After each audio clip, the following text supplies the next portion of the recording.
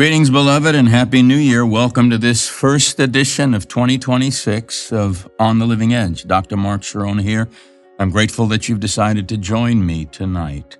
To all of our Edge partners, again, I want to thank you for your ongoing support and love that enable us to do what we're doing here in digital media all around the world. We couldn't do this without you, and we're forever grateful. Thank you. We're in a brand new series that I'm calling The Malaise and the Mystery, Prophetic Wisdom from Ecclesiastes. Prophetic wisdom from a preacher, the son of David, who corrupted his wisdom only to discover that he didn't have to lose it all in order to have it all. But that's the way life goes sometimes, and there is a cultural malaise that I want to talk about, that if we're going to put our best foot forward in 2026, we can't go in with our eyes closed. We've got to be realistic and open to what is collapsing in our world. There are 7 horizons that have collapsed in the current culture. God wants to reopen all of them. I want you to open your heart, open your mind, open the scriptures to Ecclesiastes chapter 1, and let's begin this journey of the malaise and the mystery, prophetic wisdom from Ecclesiastes. Greetings, friends, as we begin to move now into this first brand new session that is prophetic in inclination, the malaise and the mystery, prophetic wisdom from Ecclesiastes. I want to just define the term malaise because I'm using that word to describe an aspect of the kind of cultural exhaustion that many people are feeling right now but don't have words for. Malaise comes from a French word, mal, but it generally has a sense that something's off. And it isn't usually a sharp pain or a clear symptom, but it's more like feeling unwell. It's feeling low, tired, depleted of energy. You can feel uneasy in a way that's hard to name. People describe it as heaviness. They can describe it as foggy. They can describe it as vague discomfort that makes normal life harder than it should be. And it can show up in all sorts of ways, not just in physical illness. It can show up in stress. It can show up in grief. It can show up in burnout. It can show up in depression.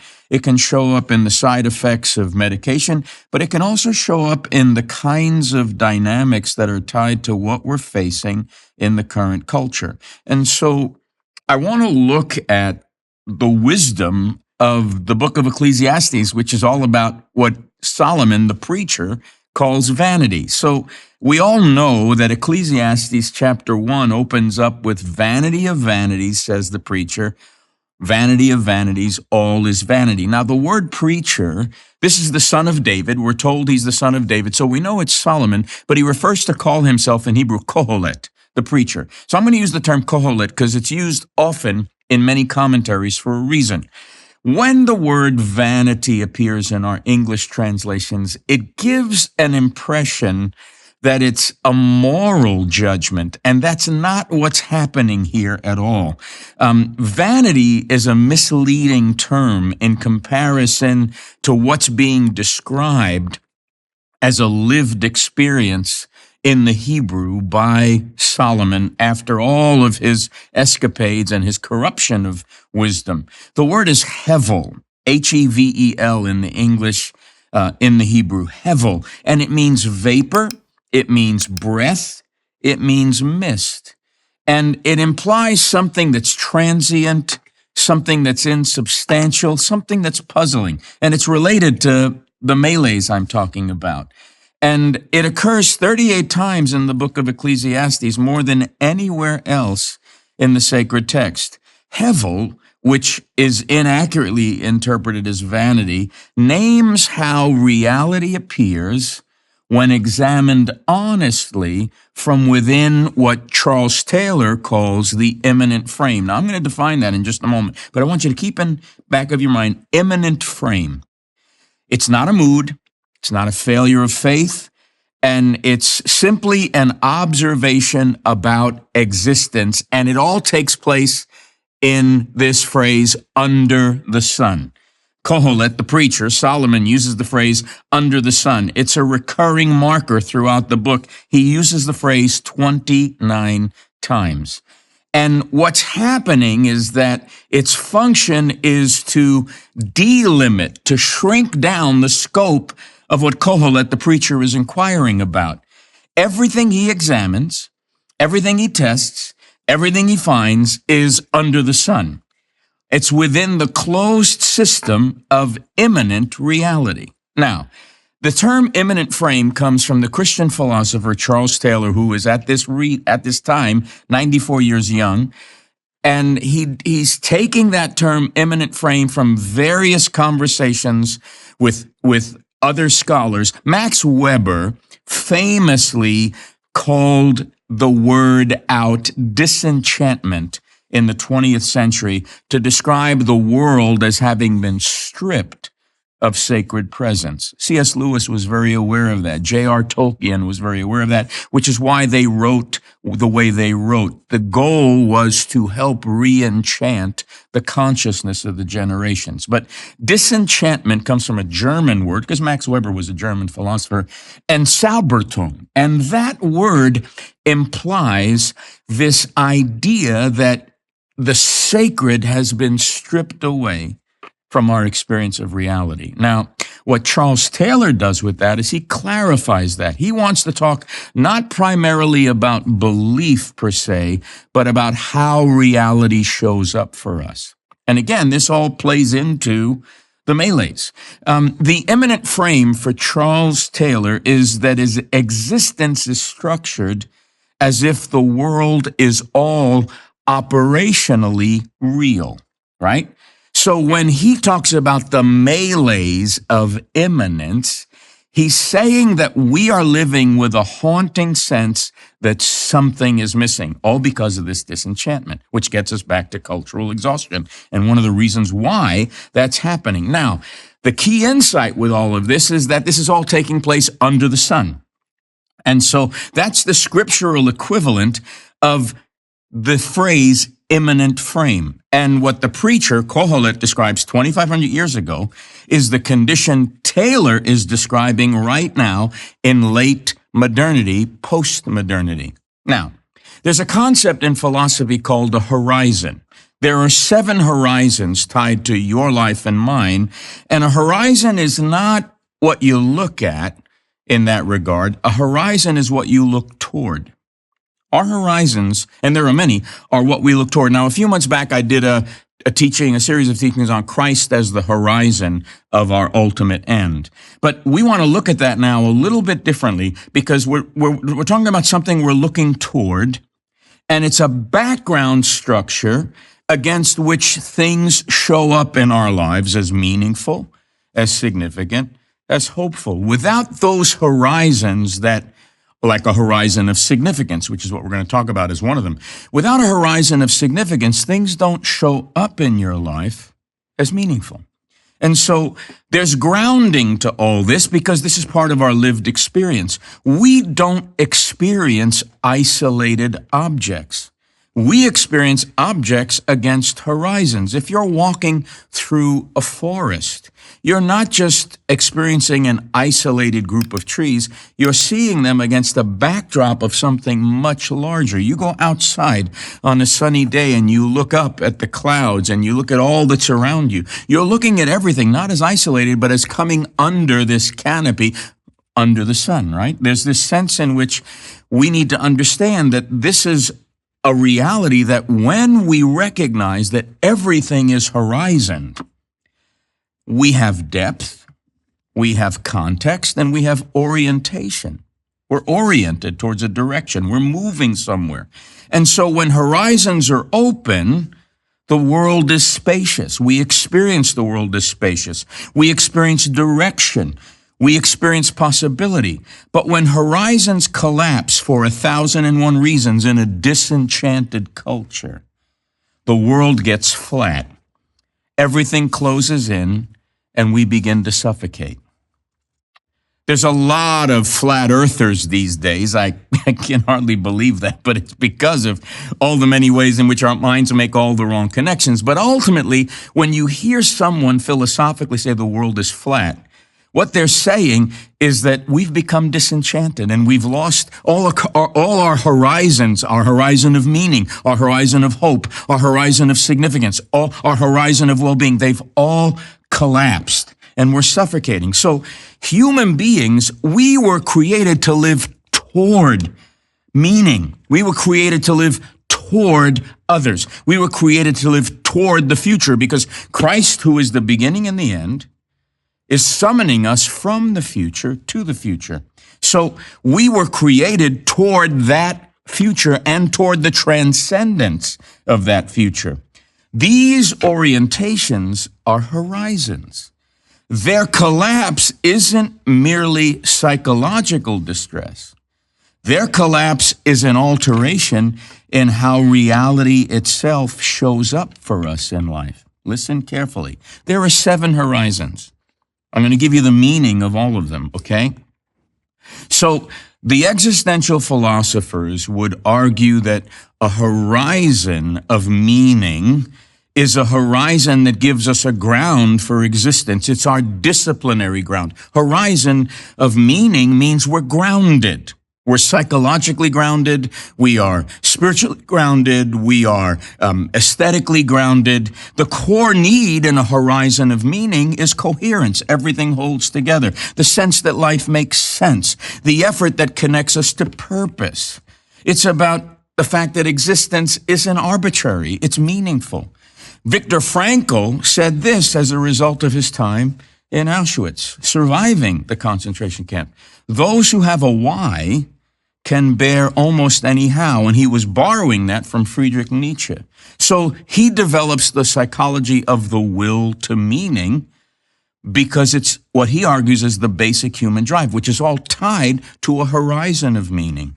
Now, the test for Koheleth, the preacher, is what does man gain by all the toil at which he toils under the sun, under all these horizons? Then it says, I considered all that my hands had done.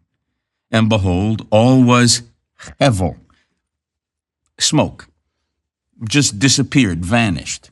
So, in other words, there's a collapse because when meaning drains, you can function, but nothing matters because the why has no answer. Then there's the horizon of hope, very important. What's the ground of that? Theology. Christ is the fact that we have a ground of hope. Return to the stronghold, Zechariah says to the exiles that have returned. Return to the stronghold, ye prisoners of hope. We're prisoners of hope. And there's an eschatology to that because we have a hope that is not yet seen. But there's a hope to the present moment that keeps us willing and moving forward. And so that's all tied, by the way, to what Snyder did in hope theory. The core need is to be open to the future, and a horizon of hope is what gives us openness to the future. That sense that tomorrow can differ from today, that we move towards something. Annie, the sun will come out tomorrow. That's the horizon of hope. Now, there was a French philosopher who died in the late 20th century, Gabriel Marcel, loved the Lord. He argued that optimism, not hope, but optimism, which is related, but it isn't hope, calculates probabilities. Hope trusts a reality that exceeds calculation, and he's grounding that in Christ. And what Koheleth, the preacher, observes is this: what has been is what will be. And what has been done is what will be done. And there is nothing new under the sun. He's like trying to throw water on this fire because of his own disillusionment. And the collapse here for the preacher, and it's because he corrupted wisdom. Solomon had everything at his fingertips and he denied himself nothing. And at the end of it all, he realized he created something of meaning for himself that was meaningless. And the collapse for him when it comes to hope is that the future closes down. Time becomes cyclical repetition, and there's nowhere to move forward, nowhere to move toward. Then there's the horizon of significance. What's the ground of that? Well, the ground of that is that you can manage terror. If there is a horizon of significance, even if I face terrible things and terror itself, I can learn how to navigate that and survive because my core need is to matter. I matter. You matter. Not just meaning in the moment, but lasting importance. I count. To register that I count. To leave a mark on the world. Greenberg, Solomon, and Pichitsky forwarded the theory of terror management. And they argue that awareness of death drives the search for symbolic immortality. Again, what's the preacher's verdict? Where's Solomon weigh in on this in his own painful reality? There's no remembrance of former things, nor will there be any remembrance of later things yet to be. How the wise dies just like the fool. This is wisdom that's collapsed, and it is utterly Christless. There is everything new under the sun in Christ. That's the ultimate answer to Solomon's query. But it's important that we understand this because, again, I'm arguing that this is where our culture is in more ways than we care to admit. And many in the church are here, but they're not giving voice to it because they don't know that there are answers for it in the kind of shallow ways in which the gospel is being preached right now. And so the collapse is that we feel invisible. We feel replaceable. We feel forgettable. We feel that our lives no longer can be traced. Then there's the horizon of belonging. And the disciplinary ground for that is developmental psychology. Through the whole of your life, you develop into someone who is becoming more than you ever were before. Again, this is tied to our belief in the reality that Christ has made us in his image and likeness, and we are ultimately going to become like him in the age to come. Our core need in this horizon of belonging is connection. Not contacts, but genuine relationship. Not transaction, but communion with one another. To be known and to remain. And so when Bowlby created the avenue to talk about attachment theory, the claim was that we're wired for attachment from infancy. Secure attachment is the foundation of exploration and resilience. Durkheim argued that social bonds are constitutive of well-being. I can't know myself by myself. I need you. You need me. We're all a part of God's body. Hezekiah Walker, right? Same thing. The absence of social bonds, the absence of attachment, is an absence that produces a sense of, I don't know who I am. I don't know where I'm going. I don't know what the use is. And here's the preacher, Kohelet's observation. Again, I saw hevel, vanity. But remember, vanity is not a moral judgment. It's the experience of something's vaporless. Again, I saw hevel under the sun. One person who has no other, either son or brother, yet there is no end to all his toil, and his eyes are never satisfied with riches. Now, guess who he's talking about? He's talking about himself. He was the richest man on the face of the then known world. And he's empty. So what's the collapse here of the horizon? It's to be present among people and yet feel utterly alone. To be in a crowd and feel like you're not even there and no one sees you. You're isolated and you strive. And you strive at isolation because that's all you think you can be and become. And so you're successful at being a loner. That's a collapse. Then there's the horizon of well-being. What's the ground of that? Well, that's the ground of the kind of ways in which ethically we live because life does have meaning. That there's that aspect of we were created for well-being, right? This sense of I was born to flourish. I wasn't merely born to survive or to simply get by. I was born to thrive. I was born to become who I was made to be. Aristotle called it eudaimonia. That's the actualization of our human capacities. Even all the way back in ancient Greece, they had a sense of that. That's what we would call the good life. That's what flourishing represents.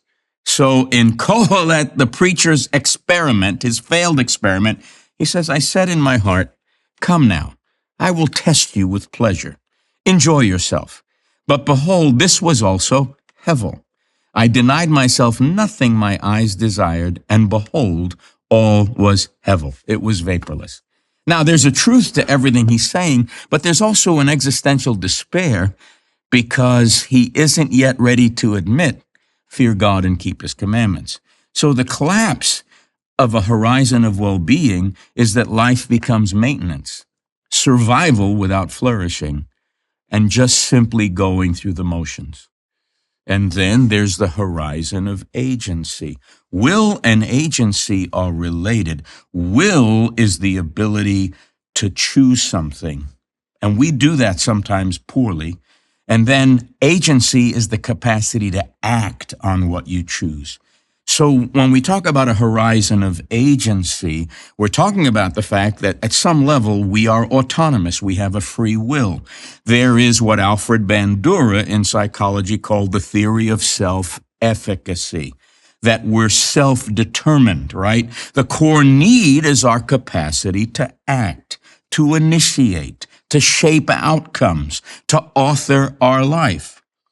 Alfred Bandura argues that self-efficacy is the belief that we can act effectively, that all is absent is that when absence is present, there's helplessness, there's learned helplessness. The preacher, what's Kohelet's analysis? I've seen all the deeds that are done under the sun, and behold, all is hevel and a striving after wind. So I hated life, because what's done under the sun was grievous to me. The collapse, I feel acted upon rather than acting. I live a reactive existence. No longer am I acting, and I'm no longer the author. I'm just a character. And finally, the horizon of transcendence. That's the encounter with the great other, the numinous, the encounter with the holy. The core need is our openness to what exceeds what's imminent, the sense that there's more, the existence that's beyond existence itself, the great I am. For Otto, that's the mysterium tremendum et fascinans. It's what Isaiah collapses at in his call in Isaiah 6. Woe is me, I'm undone. Marcia Eliade calls it the sacred anchor that helps us live at the very center of the universe, which is with God. What's the preacher's anguish? He's put eternity in my heart so that I could find out what he's done from the beginning, but I can't find it out. So he's frustrated because eternity's in his heart, but it's not helping him. What's the key insight? The longing for transcendence is built in. The key word here in the Hebrew is olam. It's eternity in the heart, but access is blocked. We're wired for the infinite, but confined to the finite. The collapse, our ceiling lowers. There's no above. The room has no windows. So what's the significance of what the preacher is saying? He's not writing from failure. He's writing from success. He had everything you could want in the world, and he was still empty because he was having it all, divorced from the God who gave it all. So, beloved, as we look through this series on the Malaise and the mystery, I want us to take a look at our own lives and look at those 7 horizons and ask ourselves where we might need to see those horizons reopen if they've collapsed, so that we can prophetically live into our full potential in Jesus. Beloved, as always, we come to this point in the broadcast, and as we do, as this new year starts, I want us to be able to put our best foot forward in reaching the nations for Jesus. This month, for your love gift of $38, I want to put in your hands this brand new series, The Malaise and the Mystery. The collapse of the 7 horizons that I talk about is so significant for where we are in the culture and where we are in Jesus and how Jesus wants to reopen them, that you're going to want to listen to this again and again and share it with your friends and your loved ones. Get the message out there. Your $38 will go a long way to helping us do what God's given us to do around the world, and God will bless you for it. Your love gift makes a difference and is the difference that does make that difference. You can have this in CD, DVD, or MP3, your choice. If you're moved on to sow an additional $20, for $58, I will also include a 2-hour content-rich webinar that I just did, What Kind of Confession is Actually Good for the Soul? And I will take you on a deep dive on what Scripture says about confession, and I'll share it with you from a theological perspective, a psychological perspective, and from a perspective of lived experience. It's rich, it's powerful, it's expansive, it's transforming, it's healing. You're going to want it in your library. You can also have that in a way that's conducive to the way you want to hear it and see it. And finally, for a love gift of $78, I have a brand new book that's in PDF form, and it's called Coming Home. 7 paths to the life you already have.